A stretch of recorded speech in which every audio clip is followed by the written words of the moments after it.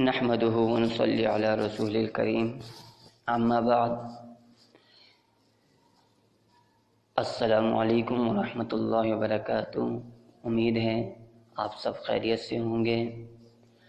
तो मेरे दोस्तों, आज मैं आपके सामने रिश्ते के मुताल्लिक़ गुफ्तगू करूँगा और उसके लिए वजीफ़ा भी बताऊँगा कि आपने वजीफ़ा करना है।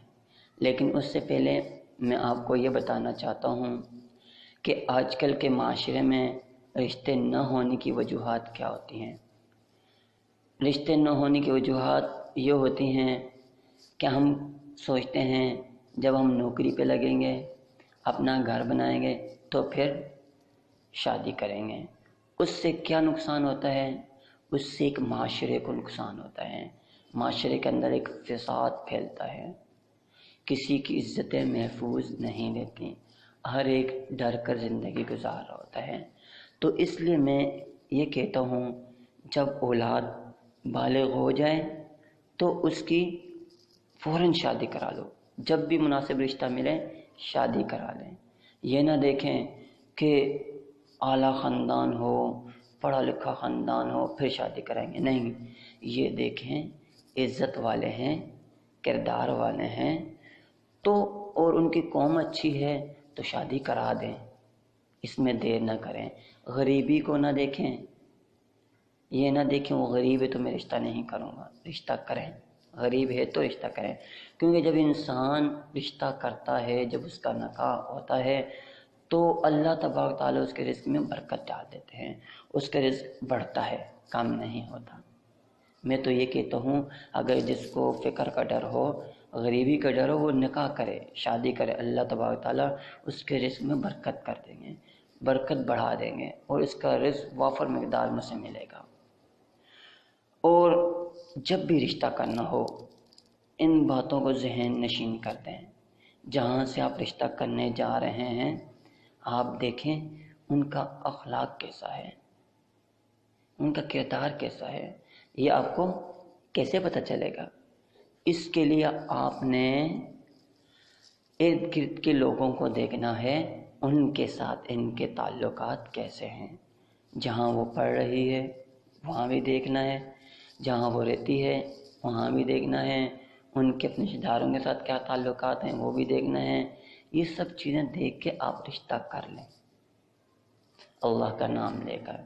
इंशाअल्लाह वो रिश्ता आपको फ़ायदा देगा और आपके घर के अंदर बरकत होगी। और इसके साथ ये ज़हन में रखें, जब भी शादी करनी हो तो अल्लाह के नबी की सुन्नत के ख़िलाफ़ कोई काम नहीं करना। जब आप हर काम को शुरू से लेकर आखिर तक सुन्नत के मुताबिक करते रहेंगे तो अल्लाह की मदद आपके साथ होगी, औलाद में भी बरकत और इसी तरह घर में भी बरकत होगी। इसलिए हमें चाहिए कि हम अपने जो ज़िंदगी है रिश्ते के मुतालिक हो, ये ऐसे ज़िंदगी हो वो नबी के तरीके पर गुजारें। अब मैं आपको एक ऐसा वजीफ़ा बताऊंगा जिसका रिश्ता नहीं होता उसके लिए, और ये वजीफ़ा सिर्फ मर्द के लिए है, मर्दों के लिए, औरतों के लिए वजीफ़ा नहीं है। इसे सिर्फ मर्द आज़ाद करेंगे। ये वजीफ़ा सिर्फ आप एक महीना पढ़ें, बस आप खुद उसके असरात देखते रहेंगे। हाँ, जब तक ये हो ना, आप पढ़ते रहें। जब तक ये वजीफ़ा, जब तक आपका काम मुकम्मल ना हो तो ये वजीफ़ा पढ़ते रहें। इस वजीफ़े को आपने छोड़ना नहीं। लेकिन मैं आपको ये कहता हूँ कि अगर आप ये वजीफ़ा पढ़ते रहेंगे तो इंशाअल्लाह एक महीने के अंदर इसके असरात आपके सामने आना शुरू हो जाएंगे।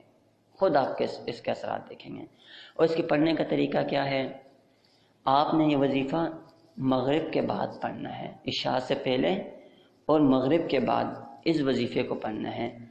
इशा से पहले पढ़ेंगे, इशा से पहले और मगरिब के बाद पढ़ेंगे।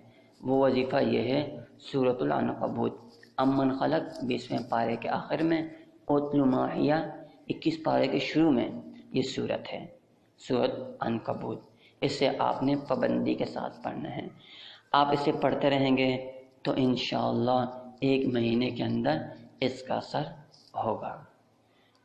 वमा अलैना इल्लल बलाग।